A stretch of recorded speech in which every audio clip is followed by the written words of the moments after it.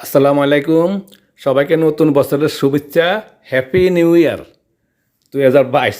আজকে রেসিপিটা হলো ঝটপট রাত্রের একটা ডিনার। চলুন শুরু করা যাক। আমি দিয়ে দিলাম 1.5 চামচের মতন অলিভ অয়েল।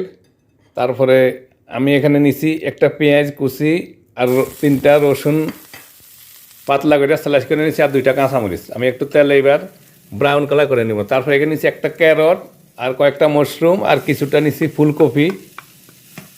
এবার আমি এগুলোকে তেলে প্রথমে ভাজি করে নিব।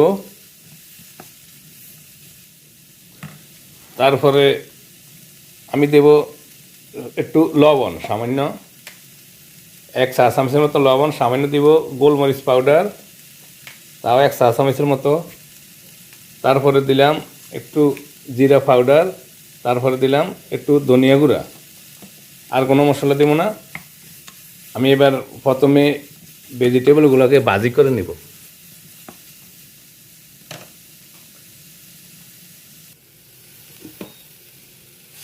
তারপরে একটু পানি দিয়ে দিলাম যাতে একটু তাড়াতাড়ি নরম হয়, পাক হয়ে যায় তাড়াতাড়ি।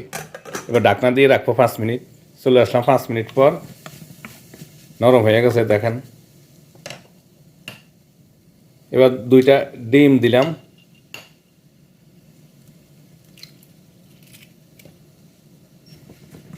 ডিমকে এবার ভেজিটেবলের সাথে ভাজি করে নিব ভালো করে। আমার ডিম ভেজিটেবলের সাথে মিক্স হয়ে গেছে। এবার আমি বয়েল করা পাস্তা, প্রায় 1 বাটির মতন বয়েল করা পাস্তা আর 1.5 টেবিল চামচের মতন বাটার দিয়ে দিলাম। বাস আমার কমপ্লিট।